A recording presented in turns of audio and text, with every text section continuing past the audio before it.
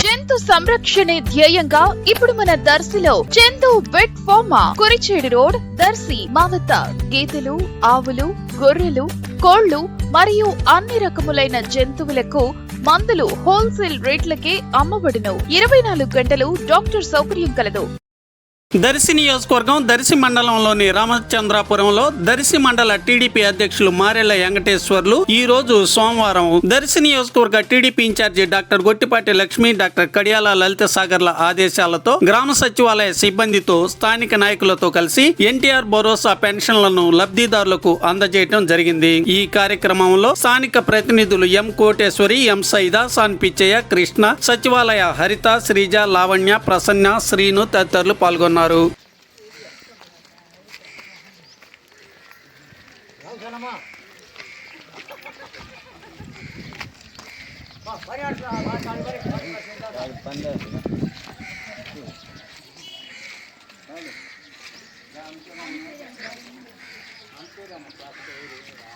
పోండి అందరూ పోండి.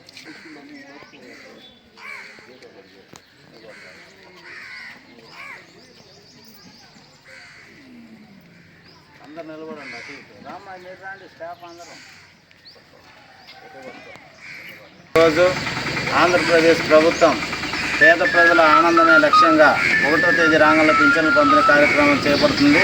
అందులో భాగంగా మన రాష్ట్ర ముఖ్యమంత్రి వర్యులు నారా చంద్రబాబు నాయుడు గారి ఆదేశాలతోటి, ఉప ముఖ్యమంత్రి పవన్ కళ్యాణ్ గారి ఆదేశాలతో, మరియు దర్శి నియోజకవర్గ తెలుగుదేశం పార్టీ ఇన్ఛార్జి గౌరవనీయులు శ్రీమతి గొట్టిపాటి లక్ష్మి, కడియాల లలిత సాగర్ గారి ఆదేశాలతో ఈరోజు దర్శి మండలం రామచంద్రాపురం గ్రామంలో సచివాలయ సిబ్బందితో కలిసి మన గ్రూప్ సభ్యులైనటువంటి సైదాసాని, మహిళా కోటేశ్వరి, పిచ్చయ్య వీళ్ళందరితో కలిసి పింఛన్ల పంపిణీ కార్యక్రమాన్ని చేపట్టడం జరిగింది.